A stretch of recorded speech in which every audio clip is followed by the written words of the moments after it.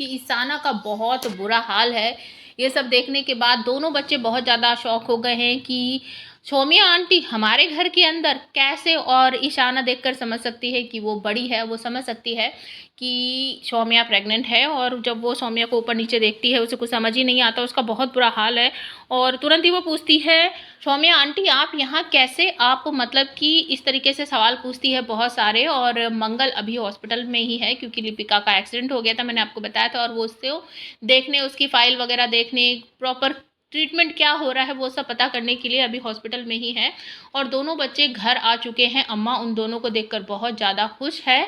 और सौम्या भी पूछती है कि तुम दोनों आ गए, कैसे हो तुम दोनों। लेकिन जब बच्चों के सामने सौम्या आती है तो बहुत बुरा हाल हो जाता है दोनों बच्चों का। और ईशाना को तो बहुत बुरा लगता है कि मतलब कि सौम्या आंटी घर में आ गई है, पापा ने उसको घर के अंदर आने की जगह दे दी है, पापा इसके साथ रह रहे हैं, मतलब बहुत सारी बातें उसके दिमाग में आती है। और तभी कहानी में एक नया ट्विस्ट आता है कि मंगल का जो बेटा है नील, वो घर में आ जाता है, बड़ा सा बैग लेकर आता है।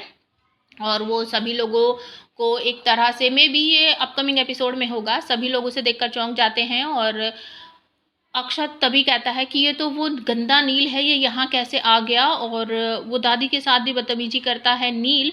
और सब कुछ देखने के बाद बहुत बुरा सा सब लोगों को लग रहा है। और नील जो है वो एक बैग सा लेकर आता है और वो आदित्य के ऊपर फेंकता है और कहता है पकड़ो इसे। और ये सब देखकर ईशाना भड़क पड़ती है, उसको कॉलर पकड़ती है, कहती है तुम्हारा दिमाग खराब हो गया है, मेरे पापा के ऊपर तुमने इस तरीके से बैग क्यों फेंका, तुम्हारा क्या मतलब है यहाँ आने का।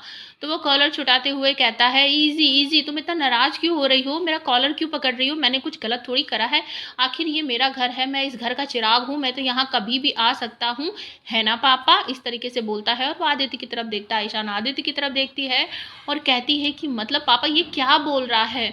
और तभी वहाँ पर मंगल भी आ जाती है और उसके बाद बताता है कि मैं इस घर का बेटा हूँ और मैं यहाँ का वारिश हूँ।